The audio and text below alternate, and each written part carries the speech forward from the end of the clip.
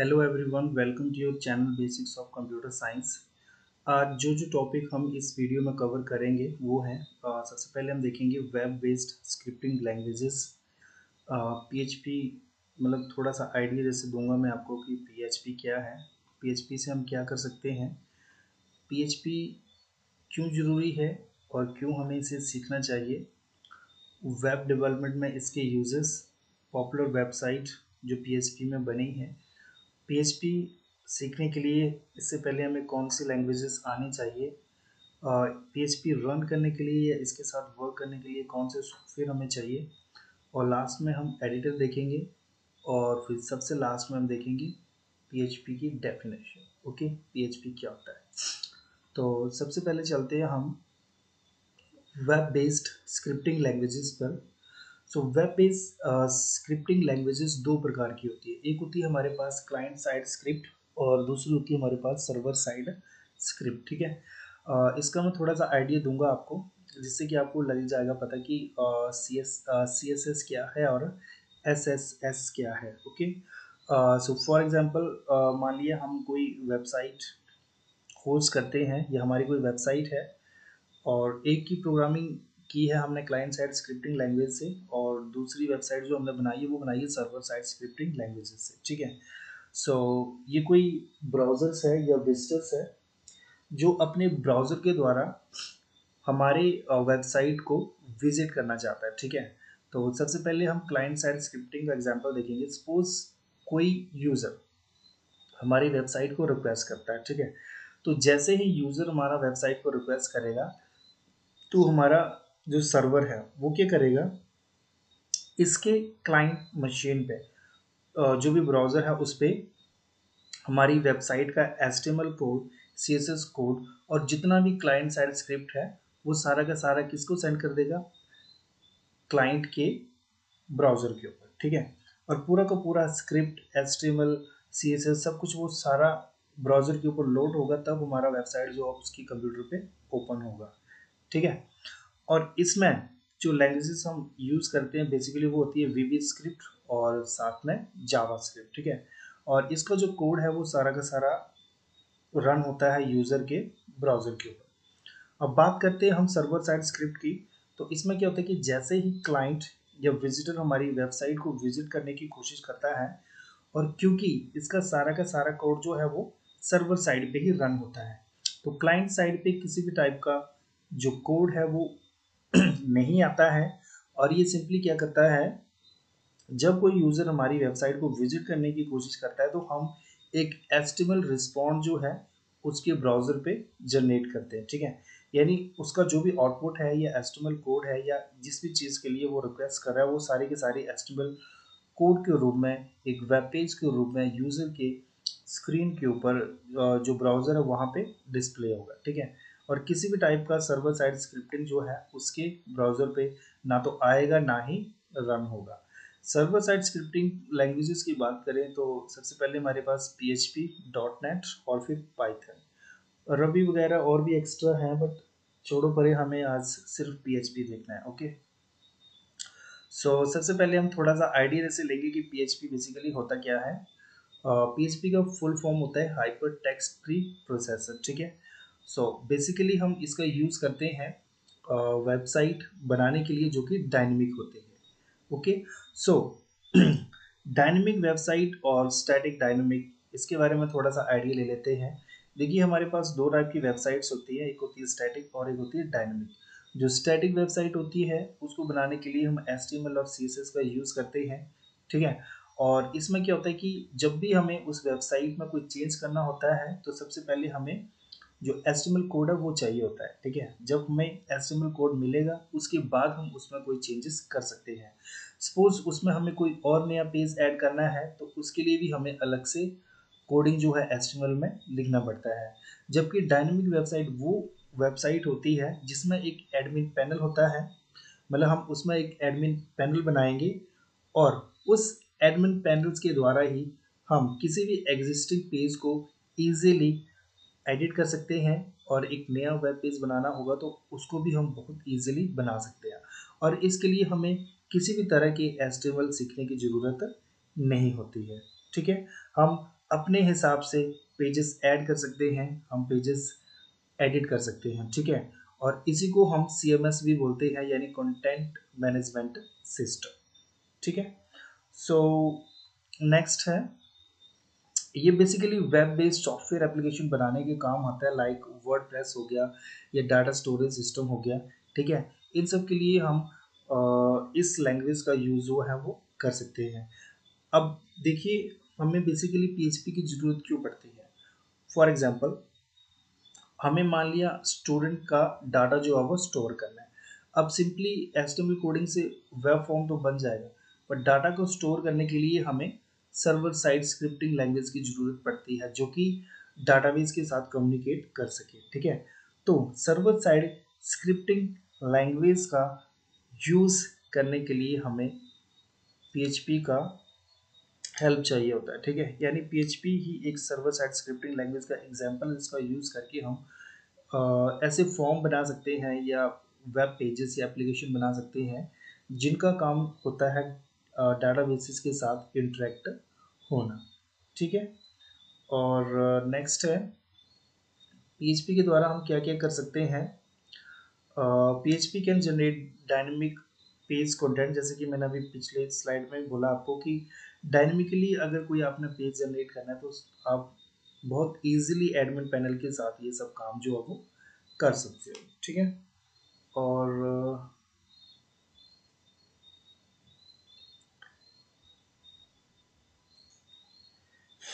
Next है, कोई भी फाइल जो सर्वर के ऊपर है उसको create, open, read, right, delete और क्लोज ये सब करना पॉसिबल हो जाता है PHP के साथ।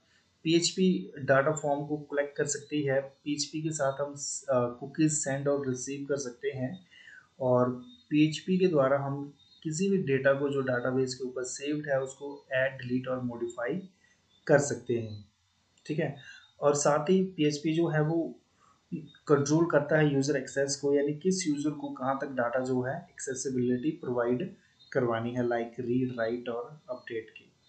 और ये डाटा को इनक्रिप्ट करने के काम भी आता है। With PHP you are not limited to output HTML। Okay, इसका सिंपली मतलब है कि हम PHP का यूज करके सिंपली HTML पेजेस ही जनरेट नहीं करते हैं, बल्कि हम इमेजेस, PDF फाइल और इवन फ्लैश मूवीज भी आउटपुट के रूम में रिप्रेजेंट कर सकते हैं। और you can also output any text such as XHTML और XML, और इस टाइप के टेक्स्ट को भी आप मतलब जनरेट कर सकते हैं PHP का यूज करके, ठीक है। और नेक्स्ट है, हमें मतलब PHP क्यों जरूरी है या क्यों यूज करना पड़ता है। सो फर्स्ट पॉइंट है, PHP run on various platform like Windows, Linux, Unix, Mac operating system etcetera. यानी ये प्लेटफॉर्म इंडिपेंडेंट है, इसको हम कहीं पे भी रन करवा सकते हैं और इसके एप्लीकेशंस को भी हम बना सकते हैं, एडिट कर सकते हैं, मॉडिफाई और रन भी कर सकते हैं। PHP is compatible with almost all servers today, यानी आज के टाइम में जो भी सर्वर यूज किए जाते हैं उन सबके साथ वर्क करने में ये कंपेटेबल है, इजीली सबके साथ मतलब सपोर्टिव है। PHP support a wide range of databases, और बहुत से डाटाबेसेस को भी सपोर्ट करती है, हर तरह के डाटाबेस के साथ ये कम्युनिकेट कर सकती है। PHP फ्री है और इसे हम ऑफिशियल वेबसाइट से फ्री में डाउनलोड कर सकते हैं, इसलिए इसको हम ओपन सोर्स भी बोलते हैं। सो PHP को सीखना आसान है और इसे सर्वर साइड पे यूज़ करने के लिए बहुत ही पावरफुल ये लैंग्वेज होती है, ठीक है। ओके, और नेक्स्ट है, हमें PHP क्यों सीखना चाहिए। सबसे पहले है ease of use and learn, क्योंकि PHP के द्वारा हम easily website, web application, web pages वगैरह बना सकते हैं, उनको एडिट कर सकते हैं और इसको यूज़ करना जो है काफ़ी आसान होता है, साथ ही इसको सीखना भी काफ़ी आसान है। और नेक्स्ट है कॉस्ट एफिशिएंसी। कॉस्ट एफिशिएंसी क्योंकि ये ओपन सोर्स है, इसलिए PHP की कोडिंग करने के लिए या PHP बेस्ड कोई भी प्रोजेक्ट लाइक वेबसाइट और वेब एप्लीकेशन बनाने के लिए हमें किसी भी टाइप की पेमेंट नहीं करनी पड़ती, ठीक है। और बाकी जो अदर लैंग्वेजेस है वो मतलब कुछ जो है वो पेमेंट करनी पड़ती है, जैसे VB होगी, उसमें हमें कोडिंग करना होगा, प्रोजेक्ट बनाना होगा कोई, तो वो सॉफ्टवेयर जो होते हैं वो पेड होते हैं, जबकि PHP जो है वो ओपन सोर्स है और फ्रीली अवेलेबल है इंटरनेट के ऊपर। नेक्स्ट है ऑब्जेक्ट ओरिएंटेड प्रोग्रामिंग। ये एक मतलब फीचर्स है, लैंग्वेज है, लाइक जिन्होंने जावास्क्रिप्ट और सीएसएस को यूज़ किया है वो जानते हैं कि ये जो ऑब्जेक्ट ओरिएंटेड प्रोग्रामिंग है इसके क्या फीचर्स होते हैं, ठीक है। और हम सिंपल लैंग्वेज में बात करें तो ऊप्स का यूज़ करके हम अपने कोड को मतलब रीयूजेबिलिटी की फैसिलिटी ये प्रोवाइड करता है, जिसके कारण हमारा जो लेंथी कोड होता है उसको हम स्मॉल कर सकते हैं, ठीक है। और नेक्स्ट है क्रॉस प्लेटफॉर्म कंपैटिबिलिटी। इसका सिंपली मतलब है कि ये किसी भी ऑपरेटिंग सिस्टम पे इजीली रन होता है, इसके साथ हम वर्क कर सकते हैं, लाइक हमारे पास विंडो, यूनिक्स, मैक कुछ भी हो सकता है। और सभी तरह की सर्वर के साथ ये वर्क करता है, चाहे अपाची हो या आईएस या कोई और नेक्स्ट है सिक्योरिटी। देखिए इसमें काफ़ी हाई लेवल की सिक्योरिटी जो है प्रोवाइड की जाती है। इसमें सिक्योरिटी की काफ़ी लेयर्स होती हैं जो कि सभी तरह से हमारे सिस्टम को जो है वो मतलब प्रोटेक्ट करती हैं। और नेक्स्ट है ह्यूज कम्युनिटी। इसका सिंपली मतलब है कि आज तक मिलियंस ऑफ वेबसाइट जो है वो पीएचपी का यूज़ करती है। अगर एक रिसर्च की बात करें तो लगभग 30% जो वेबसाइट है या 30% जो शेयर है अदर लैंग्वेजेस के मुकाबले वो सारा का सारा पीएचपी का है। और बहुत से डेवलपर जो है वो ऑनलाइन इस पे वर्क करते रहते हैं। तो आपको कभी भी कोई प्रॉब्लम आती है और आप किसी भी वेब पेज पे या कहीं पे भी कोई क्वेरीज पुट करोगे तो कोई ना कोई आपका मतलब विद इन 4-5 मिनट्स आपको रिस्पॉन्स कर देगा आपकी क्वेरीज का। ओके। और नेक्स्ट है use of PHP in web development, यानी वेब डेवलपमेंट में इसका क्या क्या यूज कर सकते हैं। तो सबसे पहले आ जाता है हमारे पास सीएमएस, जिसको हम कंटेंट मैनेजमेंट सिस्टम बोलते हैं, ठीक है। इसमें सिंपली क्या होता है कि आपको मतलब एक एडमिन पैनल होता है इसमें, और एडमिन पैनल में लॉगिन करके इसके बाद इसमें एक फ्रंट एंड होता है। और हमें लाइक कोई भी वेबसाइट या प्रोग्राम ऐसा डिज़ाइन करना है तो इसके लिए हम सिंपली एडमिन पैनल का यूज़ करके न्यू वेब पेज बना सकते हैं। जो पहले से वेब पेज बना है उसको हम एडिट भी कर सकते हैं। और इसके लिए हमें किसी भी तरह की HTML या CSS को सीखने की ज़रूरत नहीं होती है, ठीक है। और फिर नेक्स्ट है ई कॉमर्स वेबसाइट। पीएचपी का यूज़ करके हम कमर्शियल बेस्ड ई कॉमर्स की वेबसाइट इजीली बना सकते हैं, लाइक फ्लिपकार्ट और OLX।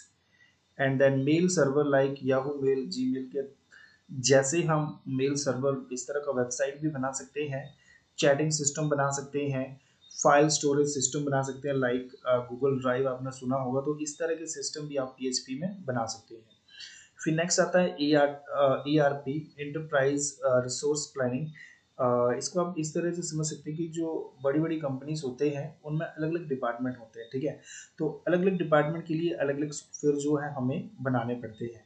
बट ERP का यूज़ करके हम सारे सॉफ्टवेयर को एक ही जगह पे मैनेज कर सकते हैं।